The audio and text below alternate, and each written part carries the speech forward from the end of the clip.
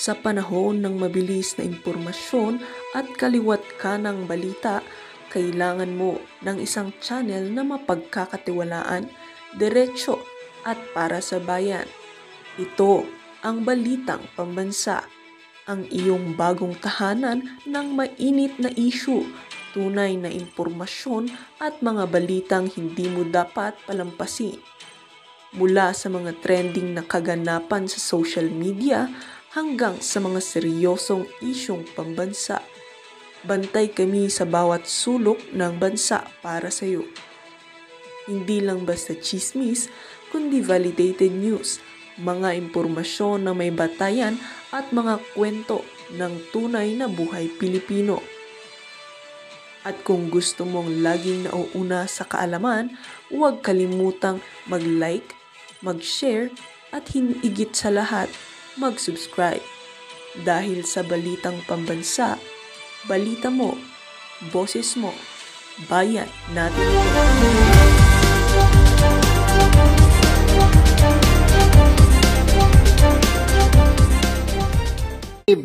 About 10 to 50,000 pesos allowance. Depende sa kanilang performance.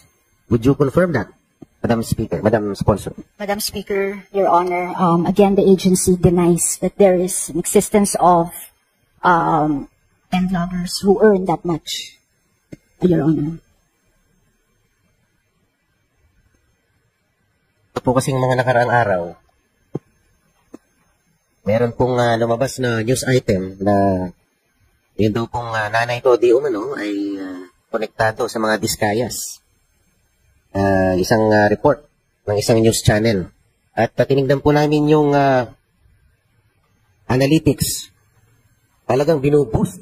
Binuboost yung item na yun, yung news item na yun. Talagang funds were heavily poured. Wala ho tayong pakialam sa batas. Sometimes you have to bend the law to be able to please the people. Mas mataas po ang taong bayan sa batas. Am I right, Secretary Remulla? Yes, sir. Mr. Chairman. Thank you, Mr. Chair. Yes, sir. Yes, sir. Yes, sir. All right. Reaction. TVPS nagbabalik. Reaction. Napakaganda po ng mga pag-uusapan natin ngayong mga kareaksyon. Mantagin po ninyo mga kareaksyon. Habang si Bongbong Marcos ay hindi pa niya alam na kung ano nangyayari sa bansa, itong si BP Sara, kahit wala po siya sa Davao, ay rumiresponde po ang kanyang mga tauhan. Kaya dito mga kareaksyon, ang malaking katanungan po ng karamihan po sa ating mga kababayan ay talaga bang dapat nang patalsigin itong si Bongbong Marcos? At meron pa po mga kareaksyon na kumakalat na balita ay kumanta na po. Kumanta na po si Mayor Magalong. Nako mga kareaksyon, kumanta na si Mayor Magalong. At ito rin po ang mainit na bulong-bulungan dyan sa Senado. Yung pagpapalit po ng liderato ng Senado mga kareaksyon ay patuloy pong umuugong. Patuloy pong umuugong yan dahil nga mga kareaksyon, narinig po natin na sinampahan na po ng kaso ang mga bilyar. At meron po tayong impormasyon na nakakalap na kapapanganak lang ni Camille. Mga reaksyon, dito makikita po natin na talagang kapag bumaligtad po ang ilan sa mga mayorya ngayon, talagang matutuloy po ang magandang investigasyon at may babalik sa Blue Ribbon Committee itong si Senator Marcoleta. Kaya mga kareaksyon, sang-ayon po ba kayo sa ginagawa ni Bongbong Marcos na hindi niya alam ang nangyayari sa ating bayan? Tapos may lindol pa yata nung kagabi. Kaya konting tiyaga lang po. Wala. Ang mahirap dito, wala talaga tayong magawa sa panahon. At ayan mga karyaso, pasensya na kayo. Yan lang ang kakayahan ng presidente ninyo. Wala hindi niya alam, may bagyo, may lindol. May lindol yata. Pero mga kareaksyon, meron pong nanganganib ang buhay. Meron pong nanganganib ang buhay mga kareaksyon. Ako, ito delikado po mga kareaksyon ito. Ayan mga kareaksyon, if Senator Ping Lacson and Tito Soto wishes to silence me, then I suggest they do it quickly. Information can leak at any time. Better to be safe, right? Mga kareaksyon, marami pa po raw impormasyon na maglilik na patungkol sa mga diskaya at kay Ping Lacson. Ako, Sabi kasi ni Ping Lacson, mga ka-reaction, wala siyang kinalaman sa mga diskaya. Oo, wala raw po siyang kinalaman sa mga diskaya. Kaya dito, mga ka-reaction, tingnan po natin, sabi po kasi niya, talagang wala siyang kinalaman. Teka lang po. Dede lang. Kasi sabi niya na mayagpag yung mga diskaya, 2016 to 2022. Sir, senador po kayo nang hindi niyo po natunagan that time? Hindi namin kilala si Diskaya na. Ngayon nga lang nagsulputan eh. Hindi raw nila kilala.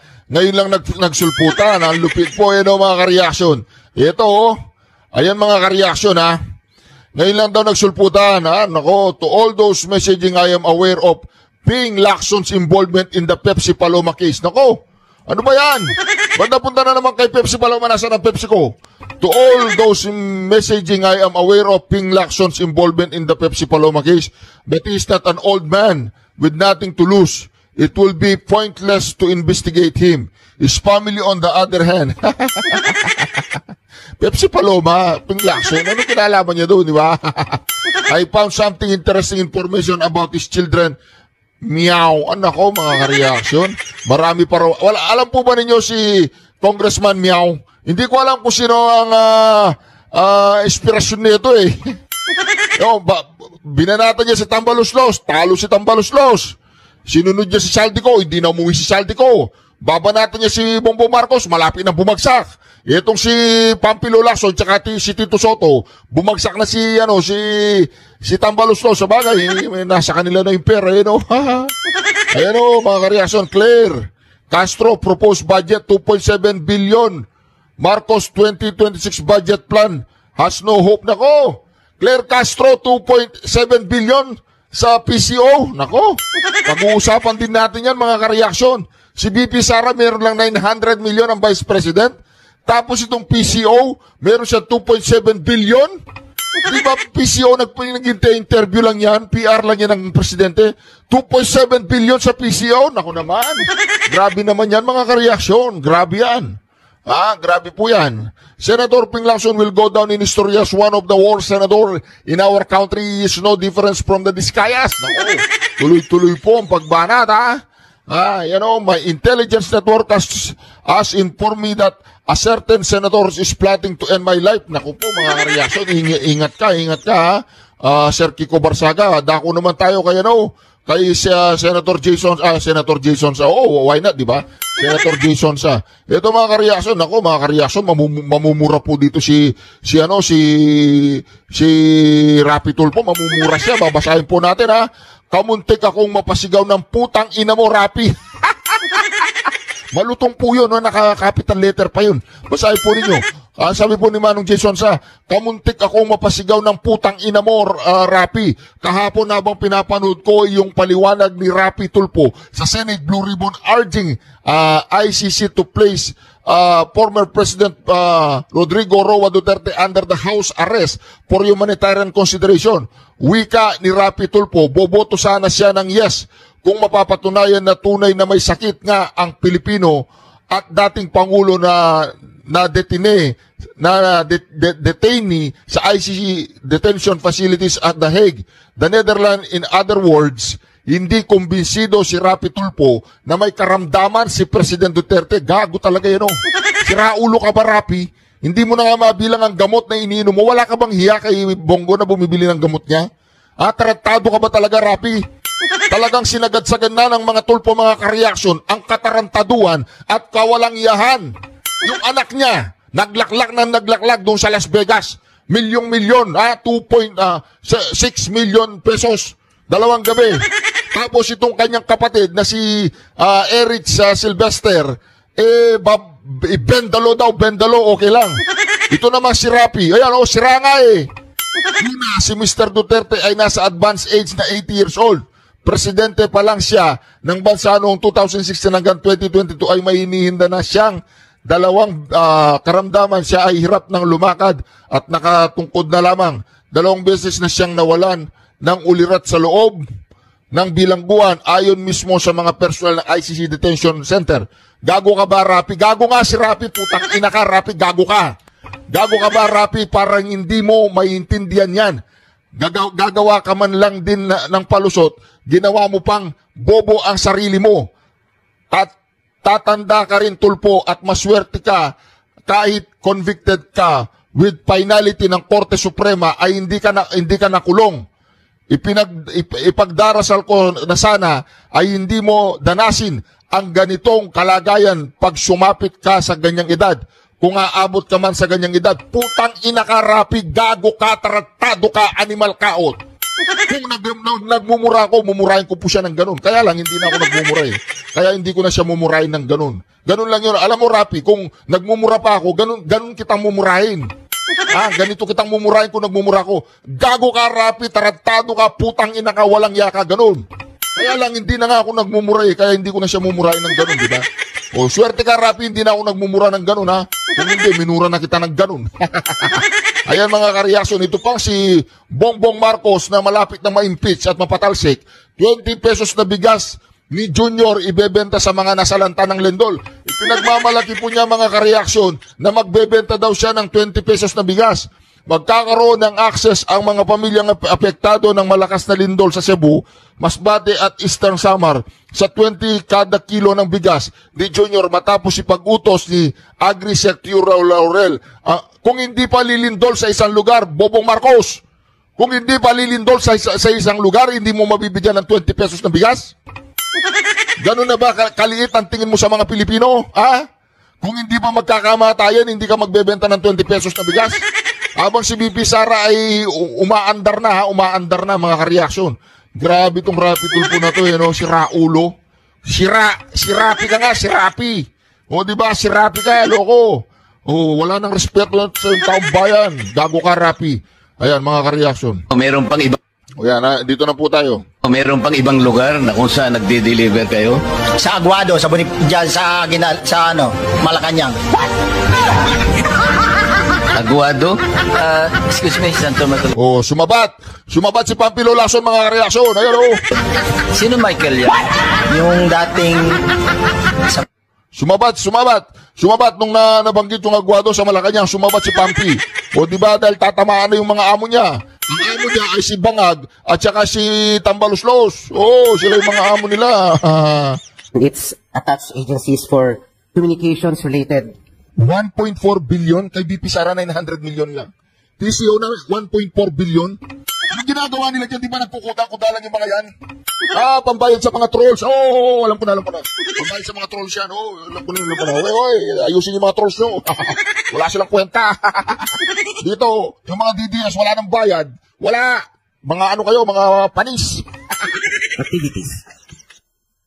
To be more detailed, 553.7 million pesos will go to PCO proper and 807.9 million pesos for RTVN. And the rest are scattered among your other offices. Yung 1.4 billion po na ito na hinihingi ng PCO ay mas malaki pa sa entire annual budget ng karamihan ng mga departamento ng ating gobyerno. O diba, kahit ka sa Vice President, mas malaki pa yan eh. Diba? Sa Vice President, 900 million lang eh. Paano po natin ito madedepensahan? Itong kung communications lamang for a year-long summit, bakit to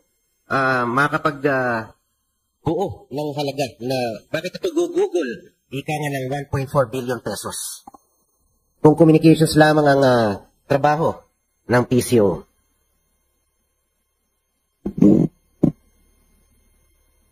Madam Speaker, Your Honor, nakalagay po sa Office of the President yung pangkabuoang budget for the ASEAN.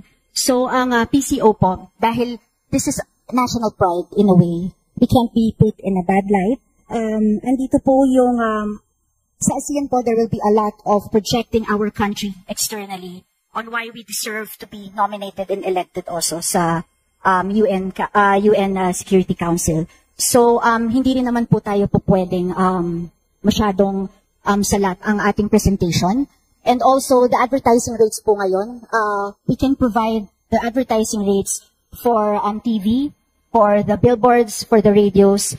Lahat naman po yan, naka-detail dahil mahabaan po yung ating, hindi lang po yung on the specific date, but before, during, and after, marami po yan mga pagkagastusan po sa mga advertising and consulting services po. Ngunit yung pong ASEAN ay nakalatag na rin sa budget ng Office of the President. Meron na rin budget counterpart ng DOT, ang DFA. So itong nabanggit kong 1.4 billion is for PCO alone. Hindi ko alam, hindi ko po maintindihan kung paano nyo po susunugin itong ganitong halaga. Kung communications lamang ang ambag ng PCO para ika nga maipromote itong ASEAN Summit na ito. Marami rin po, Madam Speaker, Your Honor. Marami din po, hindi lang po purely advertising expenses. Naka-itemize naman po, may training expenses, may consultancy expenses, communication expenses po, representation expenses, and also we need to produce in-house marketing content materials to showcase in certain international roadshows po. And marami pong materials na kakailanganin po during all this time, Your Honor. Thank you, Madam Speaker, Madam Sponsor. Nabanggit niyo po kanina, kailangan we should be able to project nicely before the international audience. Kaya lang po, we are being hounded by the biggest news that's been proliferating for the past few months. Ito nga pong issue ng corruption dito sa ating flood control projects. Na kung saan pati yata yung mga creditors natin, pati yung mga nagpapautang sa atin ay umurong na. Parang isang bangko sa Korea ay huminto na sa atin. Hindi na yata tayo papautangin dahil sa rampant corruption. Itong imahe ng ating gobyerno na hindi maganda, kumbaga. Ano ang naging role ng PCO para pabanguhin ang imahe ng gobyerno natin insofar as we are operating under a backdrop of a flood control scam to the tune of 545 billion hanggang 1 trillion pesos.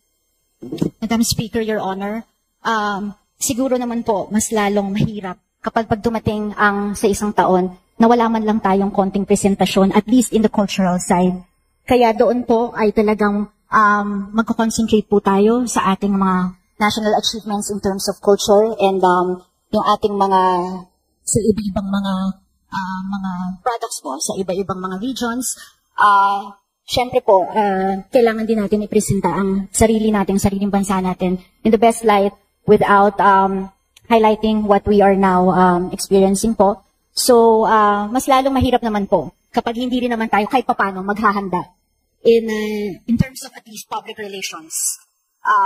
Dahil meron naman po tayo talagang ina-aspire na project, international milestone po na seat para sa United Nations Security Council. Hindi po ba dapat ang mag-spearhead nitong ASEAN Summit na ito ay ang DFA? Yung sinasabi niyong pagpapaganda ng pagpapalawig ng PR and public relations, ito dapat silang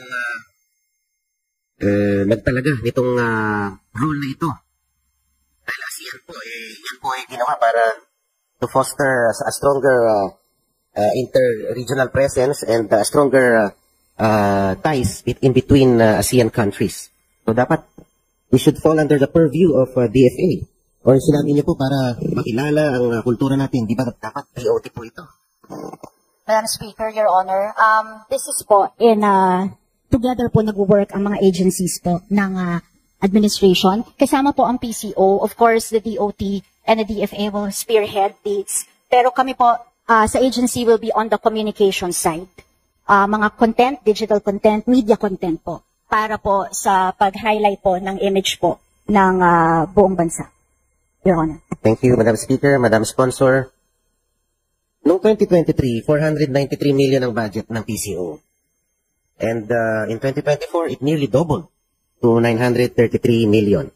Only to be slashed to 695 million in 2025. And now, PCO is requesting a 954 million budget for 2026. Pero kung titignan nyo, sa 287 authorized positions ng PCO, 166 lang ang napunan. The rest are vacant. Pagkatapos, medyo heavy tayo sa pag-employ ng mga contract of service and job orders na kung saan meron higit kumulang 232 to 240 individuals ang ating hina-hire. So it only shows that it's reflective of poor administration, and the PCO simply pays out its personnel to reach its goals. Parang kumukuha lang ng mga contractuals. Madam Speaker, Your Honor, medyo unfortunate lang po dahil nagkaroon po ng history talaga ang agency na medyo nagpalit po ng leadership. But right now, we are awaiting, meron pong request tayo sa DBM on plantilla positions, creation of plantilla positions. We are still awaiting if they will approve it for yung doon sa for the operations at DLS, Your Honor. Naghihingi po tayo ng new positions pero 166 pa lang po ang field out of 287. Why the need to request for more positions?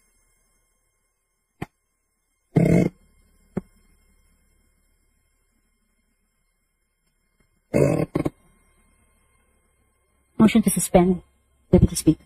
Motion to suspend. Session suspended. Hindi po sila makasagot mga kareaksyon. Or talagang